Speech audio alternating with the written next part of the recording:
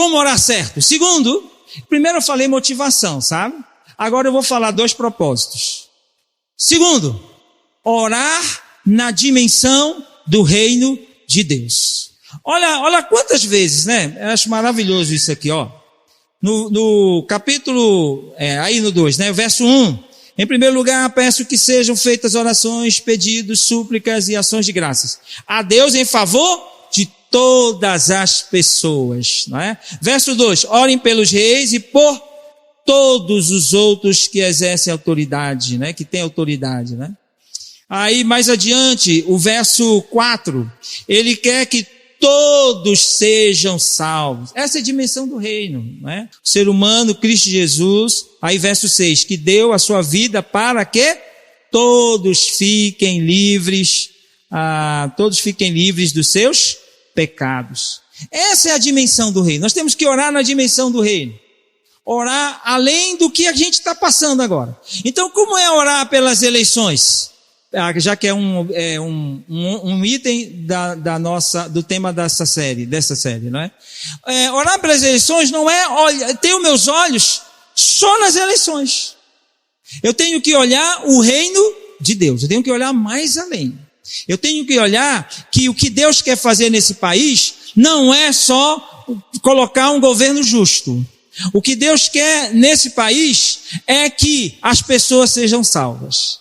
O que Deus quer que aconteça nesse país é que as pessoas, de fato, não criem uma capa de que são cristãs ou não, mas que conhecem a Deus e que têm um temor a esses princípios básicos do reino de Deus, da justiça, do amor, da fraternidade, da solidariedade, da partilha com o outro. Então essa é a dimensão do reino de Deus, né? Então eu tenho que orar pensando na dimensão do reino de Deus.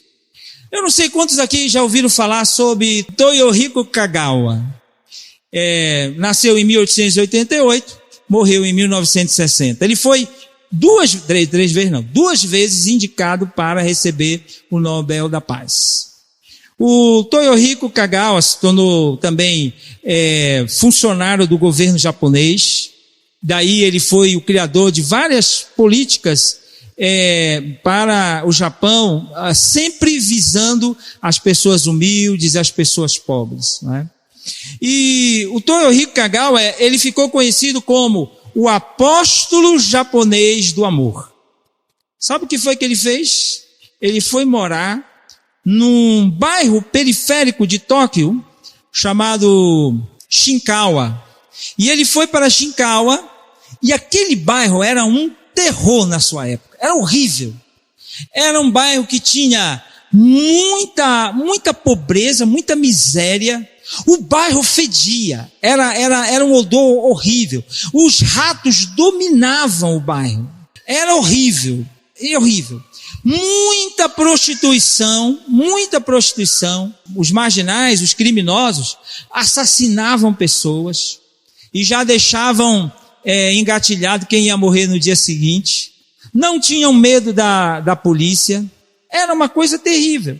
E ele foi morar lá, naqueles cortícios de Shinkawa. E Kagawa sempre ali presente. A pessoa que morava, era uma mulher que morava do lado da sua casa. Ela tinha tatuado na costa dela uma cena de sexo, que ela tatuou para poder chamar homens para a prostituição. E ele morava ali do lado. E toda a sua vida, Toyohiko Kagawa, ele orava pela transformação, estava ali convivendo com aquelas pessoas e orando pela transformação daquele bairro. E nunca deixou de orar com a visão do reino. Esse lugar aqui precisa ser transformado pelo Senhor, amém? Precisa ser. Então, como é que a gente tem que orar pelo país? Orar na dimensão do reino. Não só pelas eleições, que daqui a pouco vai acabar. Olhe mais além. Ore, apresente esse país para que Deus realmente possa transformar. Que haja mais justiça, que haja mais prosperidade para esse país, não é? A injustiça social, econômica é absurda no nosso país, né? Você tem um grupo muito pequeno de pessoas que ganham absurdamente milionárias, e a cada período elas multiplicam a riqueza delas. E nós temos pessoas que não têm o que comer hoje e vão dormir sem ter o que comer hoje, se alguém não oferecer e compartilhar alguma coisa. Terrível, né? Isso é injustiça. Quando você vai lá para os profetas bíblicos, você vai ver que Deus abomina essa injustiça. Abomina. Por que Deus acabou com Sodoma e Gomorra? Por causa das questões da sexualidade. Não. O profeta depois vai dizer, não.